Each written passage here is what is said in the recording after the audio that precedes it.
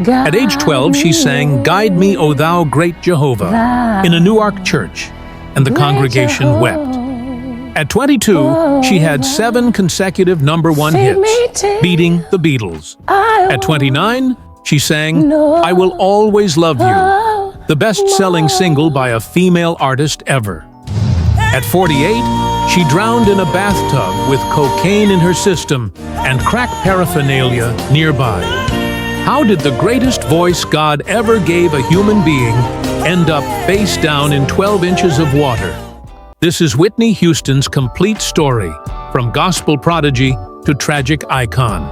August 9th, 1963. Newark, New Jersey. Presbyterian Hospital. Sissy and John Houston welcomed a daughter, Whitney Elizabeth, named after actress Whitney Blake, nicknamed Nippy by her father. This baby was born into music. Mother Sissy, gospel legend, backup singer for Aretha Franklin. Cousin Dionne Warwick, already a star. Godmother Aretha Franklin, the Queen of Soul herself. If genetics meant anything, this child would sing. Age 5. New Hope Baptist Church, Newark. Whitney joined the choir. That voice, even at 5, was different. Clear, powerful, anointed. Sissy knew. That's a gift from God. Age 12. First solo performance. The hymn, "Guide Me, O Thou Great Jehovah." The congregation stood. Some cried. A 12-year-old child, singing like an angel. This was the beginning. In this story, you'll learn Whitney's birth into music royalty and her first solo in a Newark church. Clive Davis discovering her in a nightclub and signing her instantly. Her explosive 1985 debut, 3 consecutive #1 hits at age 22. The 1992 Bodyguard phenomenon, history's best-selling soundtrack. Also, that dark transformation. Marriage to Bobbi Brown. Wedding day, cocaine. 15 years of hell. Drugs, violence, career collapse. The crack is whack. DIANE Sawyer interview. Denial and breakdown. Losing her voice. Damaged vocal cords. Cancelled concerts. And of course, that tragic end. February 11th, 2012. Beverly Hilton Hotel bathtub. Face down. Underwater. Dead. Cocaine in her system. Heart disease from years of abuse. She was 48 years old, and 3 years later, her daughter Bobbi Kristina found the same way. In a bathtub. Coma. Dead at 22. This isn't just a music story. This is America's story from the 1960s to the 2010s. Gospel roots, pop crossover, drug epidemic. And how the greatest voice the world ever heard was destroyed. How did Whitney Houston reach 7 consecutive #1s? Was Bobbi Brown really to blame? When did the voice get damaged? And what really happened in that bathtub on the final day? Are you ready? Because this story isn't just about singing. It's about addiction, denial, tragedy, and an immortal legacy. Here's the complete story of Whitney Houston. Before we continue with Whitney Houston's incredible journey, we'd love to connect with our amazing Rise Stories community. Please take a moment to let us know in the comments.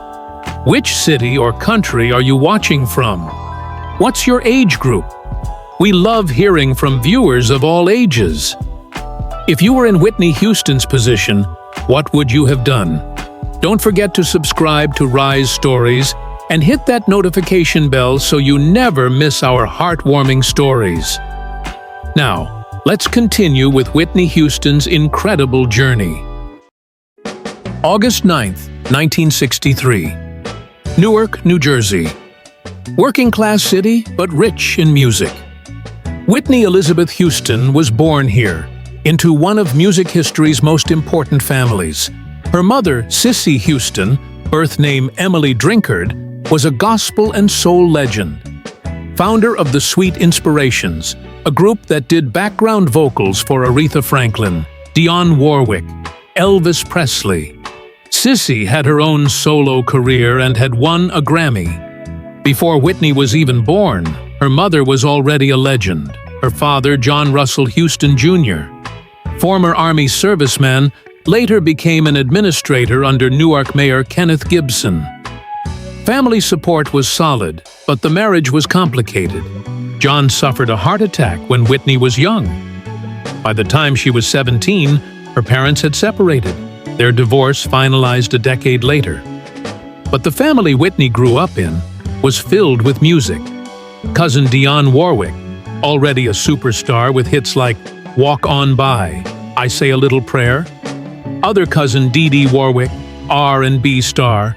Distant relative opera legend Leontine Price. And her godmother, Aretha Franklin, the Queen of Soul. Whitney grew up surrounded by music, literally.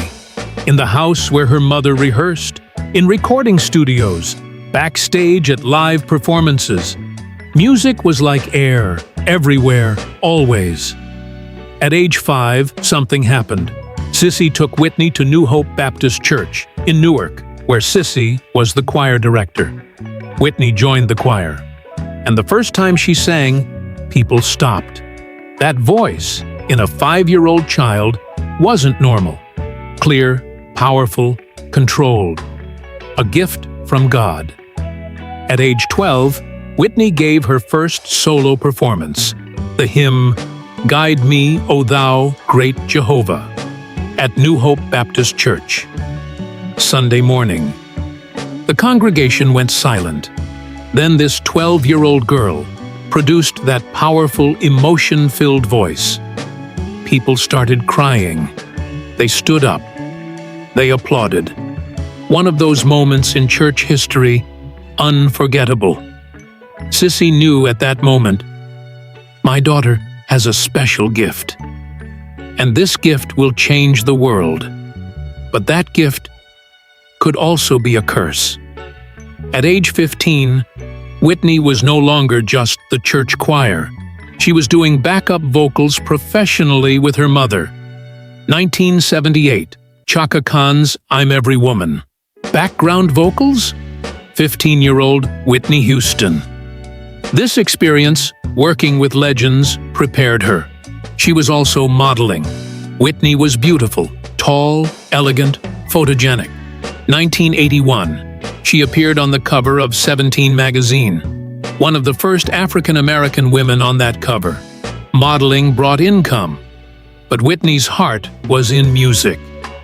1983, a New York nightclub. Whitney was performing.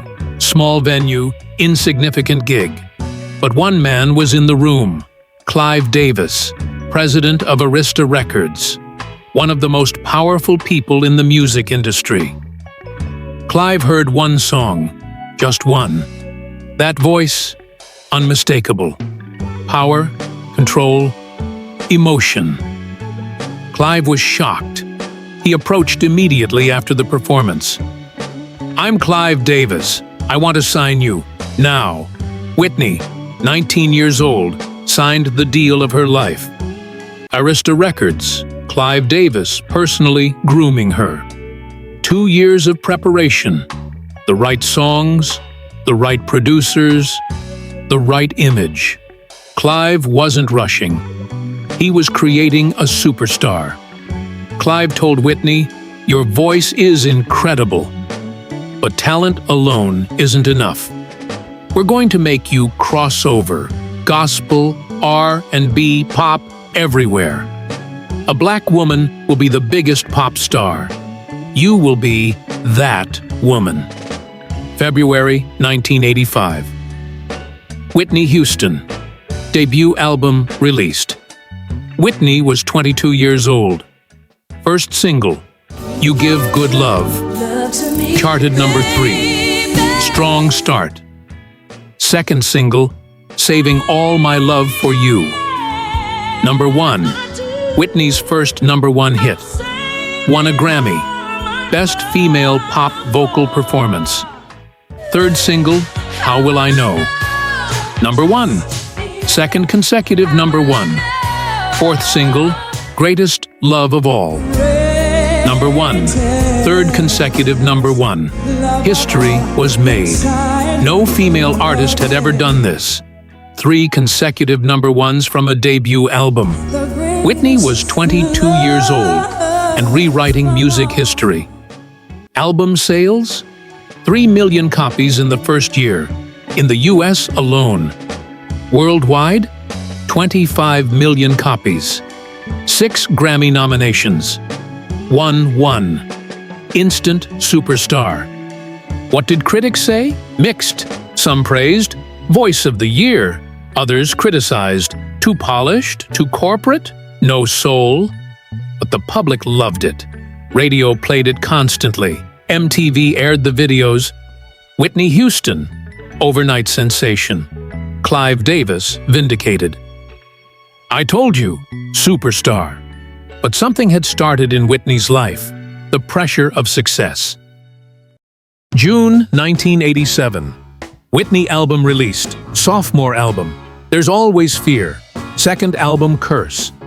Debut was so successful, can't follow up? Whitney destroyed the curse. The Whitney album debuted at number 1 on the Billboard 200. First female artist in history to do that. Historic moment. The songs, I Wanna Dance with Somebody Who Loves Me. Number 1. Fourth consecutive number 1. Won a Grammy. Didn't We Almost Have It All? Number 1. Fifth consecutive number 1. So Emotional. Number 1. Sixth consecutive number 1. Where Do Broken Hearts Go? Number 1. Seventh consecutive number 1. 7 consecutive number 1 hits. Broke the record held by the Beatles and the Bee Gees. Nobody had done this.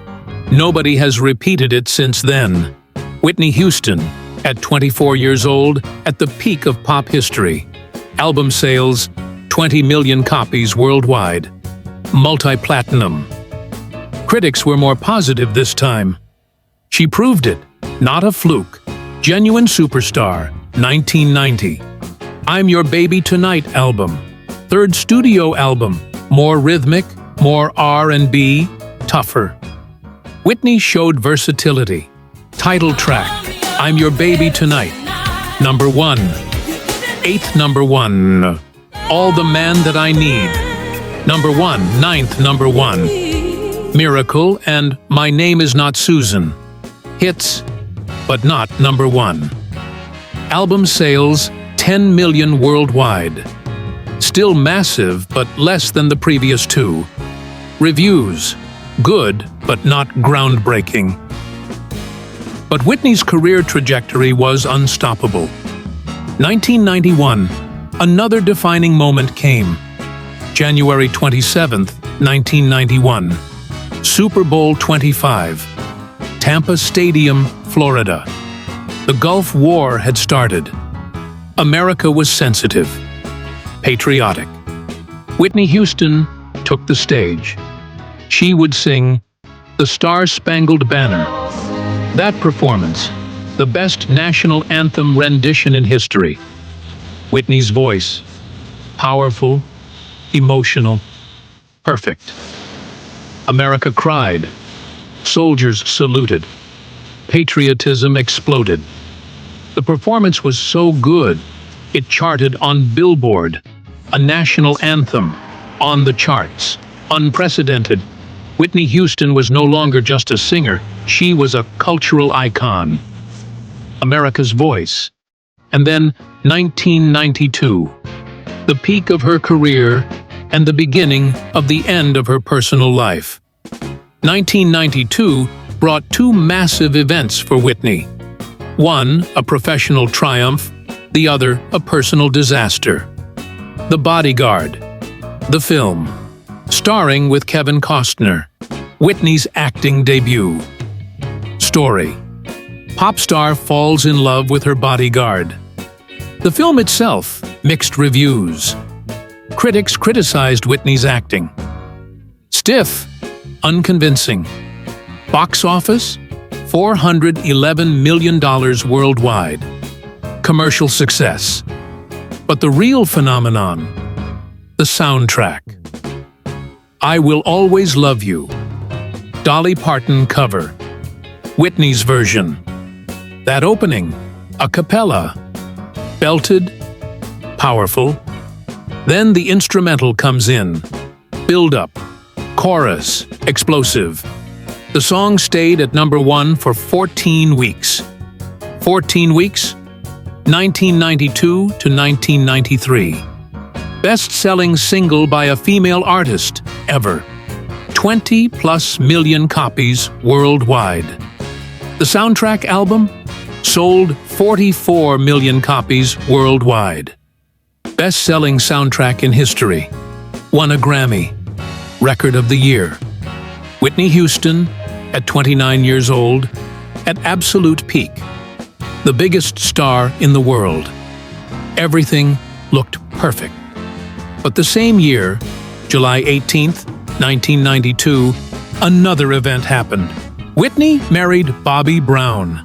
Bobby Brown, R&B singer from New Edition. My Prerogative, Every Little Step, Hits, Bad Boy Image. Whitney, America's Sweetheart, Good Girl. The two were opposites. The media was skeptical. This won't work. The wedding at Whitney's estate. 800 guests. Star-studded. Fairy tale wedding looked perfect. But on the wedding day, Bobby was terrified. Fear of commitment. Locked himself in a bathroom.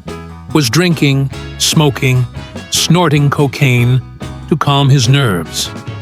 Then he saw Whitney, the bride, the greatest voice in the world. And she was using cocaine too. Bobby admitted years later, "That's when I realized. She was using before me for a long time. Perfect wedding. Perfect couple." But the reality? Both addicts. Both hiding. Both spiraling. And nobody knew, including their families. 1993. Whitney and Bobby's daughter was born, Bobbi Kristina Brown, March 4th. Whitney was now a mother. Motherhood should have changed Whitney, should have stabilized her. But the opposite happened. Bobby later admitted, Whitney's drug use worsened after Bobbi Kristina was born. Mid-1990s. From the outside, everything looked perfect. Whitney was still releasing albums. Waiting to Exhale soundtrack, 1995, The Preacher's Wife soundtrack, 1996. Both were hits, but behind the scenes, chaos. Bobby and Whitney both using cocaine, marijuana, alcohol. Bobby admitted in his memoir, "We would spend days, even weeks, being high." How much quality time can you spend with your daughter when you're high all the time? Bobbi Kristina saw everything. Parents fighting, parents using, parents erratic. 2007. Whitney and Bobby divorced. Bobbi Kristina was 14. Custody to Whitney. But Whitney was still using, still struggling, trying to be a mother while battling addiction. 2000s. Whitney's career stalled. My Love Is Your Love album, 1998. Critically acclaimed but commercially moderate. Just Whitney album, 2002. Disappointing sales. Whitney's voice, clearly damaged. Critics noticed, lost range, struggling on high notes, smoke and drug damage, concerts canceled, appearances disheveled. Tabloids had a field day. What happened to Whitney? Everyone blamed Bobby. Bad Boy destroyed Whitney. Bobby got her on drugs. Media narrative, clear. Bobby was the villain. But Bobby's story was different. In interviews, he claimed, "I didn't get Whitney on drugs. She was already there. I smoked weed, drank beer. But cocaine, heroin, she was more experienced." 2003. Incident. Bobbi was accused of slapping Whitney. Police came. Whitney had visible injuries on her face, bruise on cheek, cut upper lip. Bobbi charged with battery. Whitney defended him initially. He slapped me once, but I hit him back 3 times. 2004. Being Bobbi Brown reality show. Bravo TV. The couple agreed. Cameras would show their private life. The show, disaster. Whitney appeared disheveled, passive, a shadow of herself. Bobbi erratic, confrontational.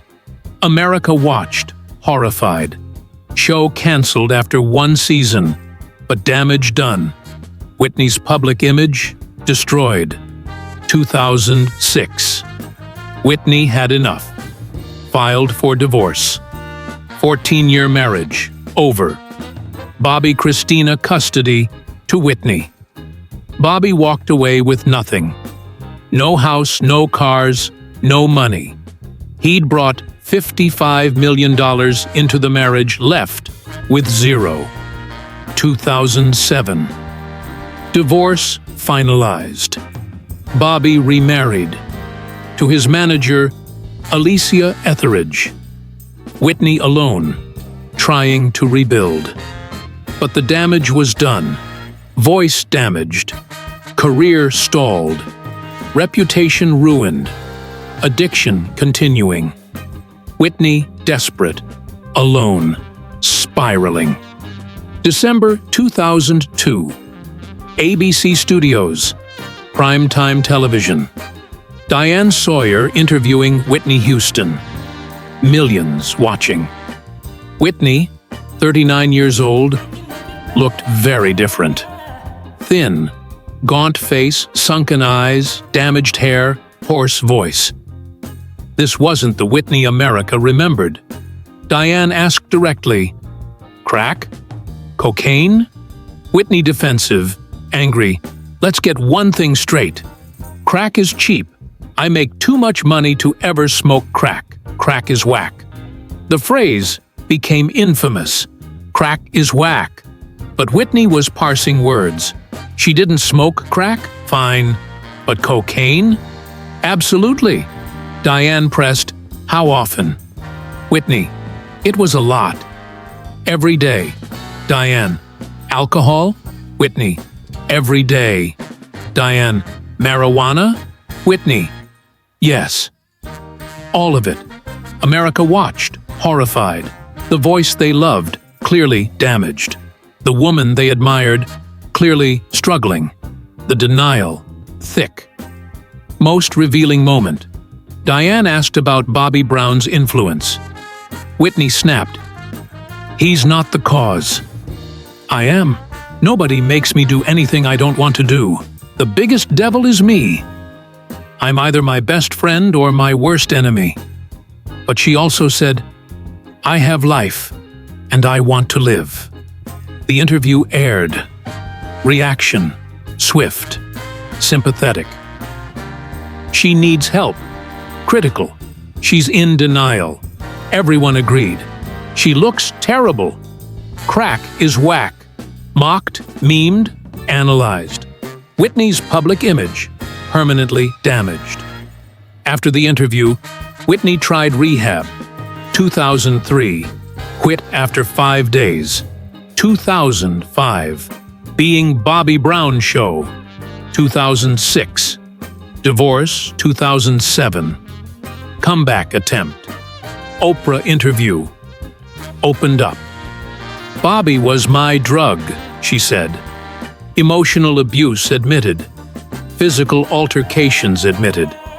Drug use admitted. "I Look to You" album released. Modest success. But the voice still damaged. Critics kind but honest. She's lost range. The voice isn't the same. Tour, bad reviews. Performance struggling. Whitney embarrassed. 2011. Entered rehab again. Outpatient. Third known attempt. Fighting trying, but addiction, relentless. February 2012. Grammy Awards approaching. Big music weekend in Los Angeles.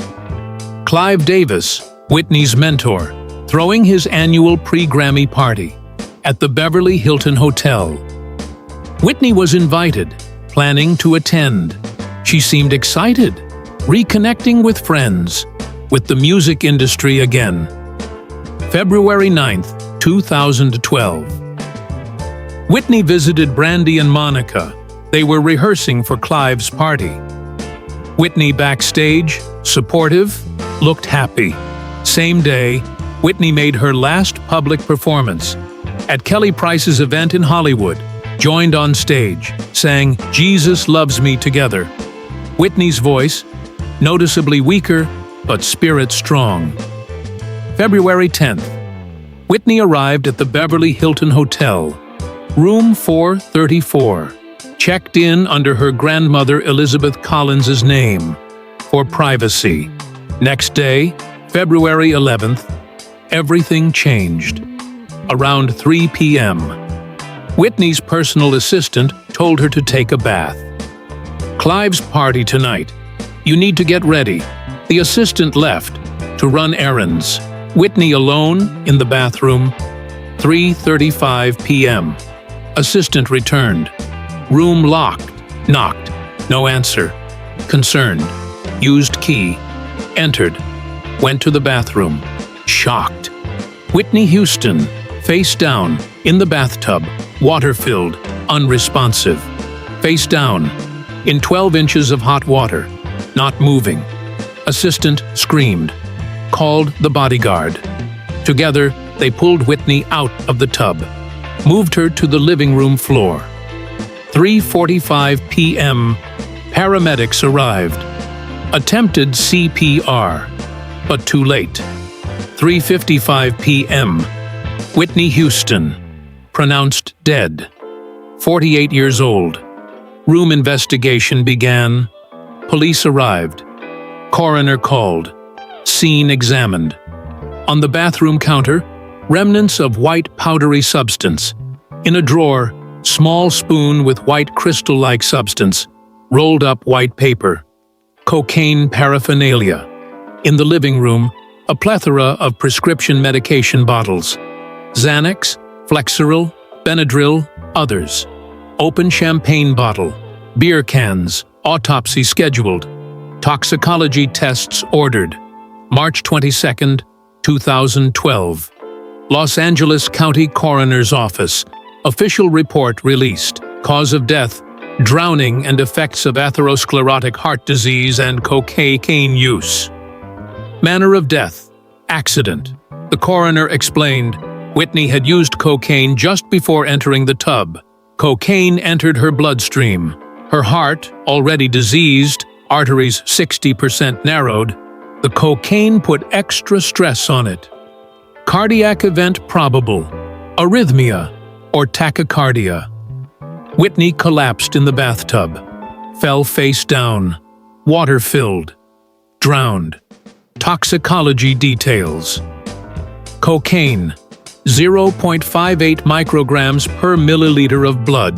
Moderate level, acute intoxication. Benzoylecgonine, cocaine metabolite, shows recent use. Marijuana, Xanax, Flexeril, Benadryl, also present but didn't contribute to death. No alcohol detected. Coroner Craig Harvey. The cocaine use occurred in the time period just immediately prior to collapse. The narrowed arteries suggest a cardiac event complicated by cocaine led to her slipping underwater. Translation: Whitney snorted cocaine, had a heart attack or arrhythmia, passed out in the bathtub, drowned. Tragic.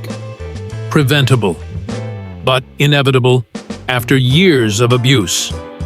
Reaction worldwide: shock, grief, sadness. February 11th night. Clive Davis's party went on. Controversial decision. Chaka Khan criticized, party should have been cancelled. disgraceful. Sharon Osbourne agreed. But Clive Davis, Whitney would have wanted the show to go on. Debatable. February 12th, Grammy Awards, day after Whitney's death. Show became a tribute. Jennifer Hudson sang "I Will Always Love You." Emotional. Standing ovation. Grammy ratings: 39.9 million viewers, second highest in history. 50% higher than 2011. Whitney's death drew massive audience. February 18th, 2012. Whitney's funeral. New Hope Baptist Church, Newark, where she first sang at age 5. Full circle. Invitation only. Family, close friends, celebrities. Stevie Wonder performed. Alicia Keys performed. The pastor spoke. Whitney Houston, devastated mother, barely held it together. Kevin Costner, Bodyguard co-star, delivered the eulogy, spoke about Whitney's insecurities despite her talent. "You were as beautiful as a woman could be, but you weren't just beautiful, you were good." Whitney buried. Fairview Cemetery, Westfield, New Jersey. Next to her father, John Huston, the greatest voice ever, silenced. 48 years, gone. Whitney's death was devastating for everyone, but most of all, for Bobbi Kristina. She was 18 years old. She got the phone call. "Your mother's dead." Bobbi Kristina screamed, collapsed, heartbroken. At the funeral, she broke down. "Mommy! Mommy!" she screamed. Couldn't process it. After Whitney's death, Bobbi Kristina spiraled, lost. Her mother, her everything, gone. She started dating Nick Gordon, the boy Whitney had taken in.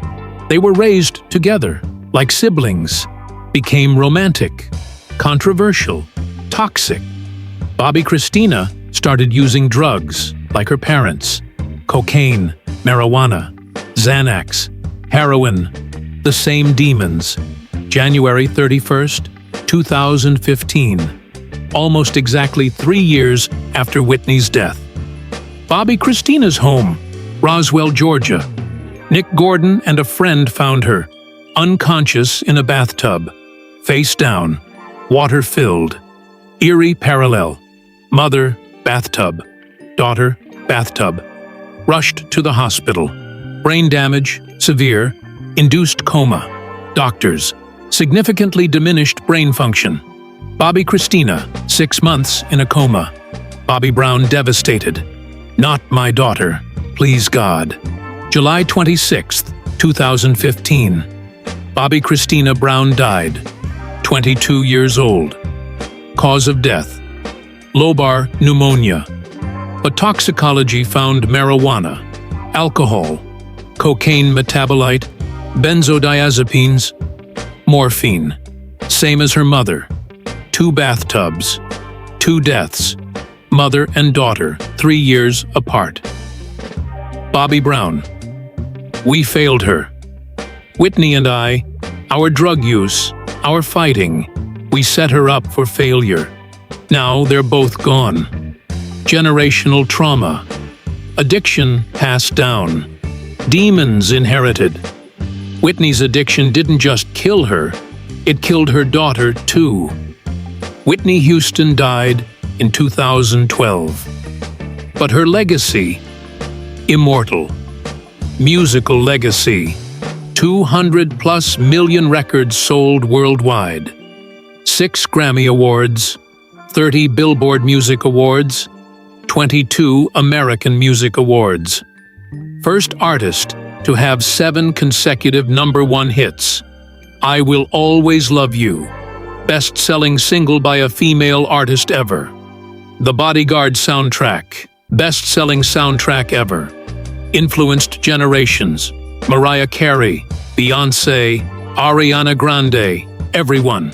Cultural impact. First black woman to achieve pop crossover at that level. Broke racial barriers in the music industry. Super Bowl anthem performance. Cultural moment. Voice set the standard. The Voice, tragic legacy. Addiction awareness, cautionary tale. Bobbi Brown, blame, complicated truth. Bobbi Kristina, death, generational trauma. Crack is whack, interview. Denial immortalized, numbers. 11 #1 singles on Billboard Hot 100. 3 studio albums debuted at #1. First artist with 7 consecutive #1s. Inducted into Rock and Roll Hall of Fame 2020. Posthumous recognition. Hologram tour announced 2019. Documentaries. Whitney 2018. Whitney Houston and Bobbi Kristina. Didn't we almost have it all? Biopic rumors. Naomi Ackie cast 2022. Music streams in the billions. Whitney Houston's estate worth estimated at $20+ million at death. Legal battles over inheritance, messy. What can we learn from Whitney Houston's story? 1. Talent isn't enough. Whitney had the greatest voice the world had ever seen. God-given talent. But talent didn't save her. Addiction, lack of discipline, toxic relationship, defeated it all. For you. Even if you're the most talented, discipline, mental health, the right environment are necessary. Talent is the starting line, character is the finish line. 2. Beware success pressure. Whitney became a superstar at 22. Beat the Beatles. The world expected perfection. Pressure. Unbearable. To cope, drugs. For you, if success comes fast, you need a support system. Fame, pressure, expectations must be handled or they'll destroy you. 3. Toxic relationships will destroy you. Bobbi Brown didn't get Whitney on drugs, but the relationship was toxic. Mutual destruction. They triggered each other. When they separated, too late. Damage done. For you, if a relationship is toxic, leave. Love shouldn't destroy. A partner should make you better, not worse. Whitney stayed too long and paid the price. 4. Denial will kill you. Crack is whack. Whitney admitted drugs but didn't take it seriously. I want to live, she said, but didn't act like it. Rehab. Quit after 5 days. Denial. Relentless. For you, problems must be acknowledged, honestly. Denial is comfortable but deadly. Seeking help isn't weakness, it's strength. 5. Children watch everything. Bobbi Kristina saw everything. Parents using, parents fighting, and the pattern repeated. Drugs, bathtub death, exactly like her mother. For you, if you're a parent, children absorb everything. Actions, not words. Break toxic cycles, or children will inherit them. 6. Fame isn't everything. Whitney had fame, fortune, adoration. The world loved every song. But she was lonely, struggling, unhappy. Fame didn't fill the void. For you, external validation doesn't give internal peace. Don't chase fame. Chase peace. Whitney had everything but happiness. She didn't have. 7. But legacy lives. Whitney died tragically, but her voice, immortal. I Will Always Love You, still played. New generations discover her. Influence. Endless. Lesson. Even if we make mistakes, contributions matter. Whitney was flawed but gave a gift to the world. Music, forever. Whitney Houston, from church choir to crack pipe, from gospel prodigy to tragic icon, from the greatest voice ever to bathtub drowning. The story is heartbreaking. The angel singing in church at 12, beating the Beatles at 22, owning the world at 29, face down, dead at 48. Bobbi Brown took the blame, mostly unfairly. Truth? Whitney was already using. Bobbi didn't help but didn't start it. They were mutual destruction. Bobbi Kristina, collateral damage, saw everything, repeated everything, died at 22, like her mother. Bathtub, drugs, tragedy. Now, let me ask you, can you handle success pressure? Can you walk away from toxic relationships? Can you seek help without denial? Whitney Houston proved, even the greatest talent can't save itself without discipline, support, honesty. The greatest voice ever, silenced. Not by age, not by time, by addiction, by denial, by isolation. Cissy Houston, Whitney's mother, wrote in her book, "I lost my daughter." But the world lost the voice. That voice God gave, and drugs took. Sometimes the brightest lights burn out fastest. Sometimes the greatest gifts come with the greatest curses. Sometimes I want to live isn't enough. From greatest love of all to no love at all. From church angel to fallen star. From nippy to Whitney to gone. That's not just tragic, that's prophetic. Rest in peace, Whitney Elizabeth Houston. The Voice, 1963 to 2012.